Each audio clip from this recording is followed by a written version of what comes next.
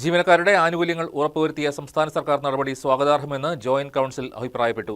കോതമംഗലത്ത് ചേർന്ന joint council യോഗം സംസ്ഥാന സെക്രട്ടേറിയറ്റ് അംഗം CA അനീഷ് ഉദ്ഘാടനം ചെയ്തു.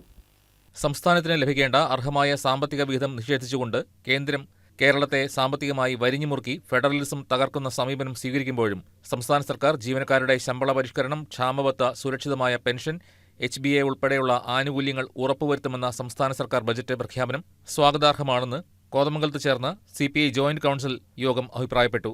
ജോയിന്റ് കൌൺസിൽ സംസ്ഥാന സെക്രട്ടേറിയറ്റ് അംഗം CA അനീഷ് സമ്മേളനം ഉദ്ഘാടനം ചെയ്തു. മേഖലാ പ്രസിഡന്റ് ചിത്ര VK അധ്യക്ഷത വഹിച്ചു. ജില്ലാ പ്രസിഡന്റ് സതീഷ് കുമാർ TS സംഘടനാ റിപ്പോർട്ടും മേഖലാ സെക്രട്ടറി അശോകൻ MR പ്രവർത്തന റിപ്പോർട്ടും അവതരിപ്പിച്ചു. ട്രഷറർ രജനി രാജ് V വരവ് ചെലവ് കണക്കും അവതരിപ്പിച്ചു.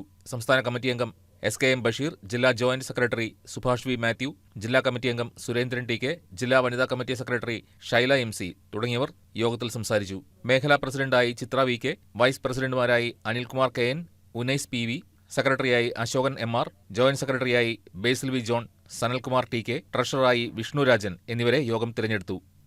നമുക്കറിയാം, സിവിൽ സർവീസ് രംഗത്ത് സർക്കാർ ജീവനക്കാരുടെ അവകാശ പോരാട്ടങ്ങൾക്കും അതോടൊപ്പം തന്നെ പൊതുസമൂഹവുമായി ബന്ധപ്പെട്ട് നിൽക്കുന്ന വിവിധങ്ങളായിട്ടുള്ള വിഷയങ്ങൾ ഉന്നയിച്ചുകൊണ്ട് ദേശീയ തലത്തിലുള്ള പണിമുടക്കത്തിലുൾപ്പെടെ സജീവമായ പങ്കുവഹിച്ചുകൊണ്ട് മുമ്പോട്ട് പോകുന്ന ഒരു പ്രസ്ഥാനമാണ് joint council.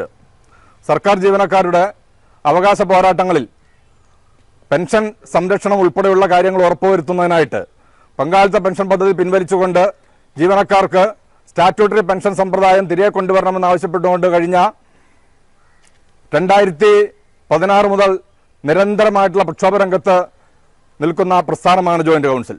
News desk KCV news.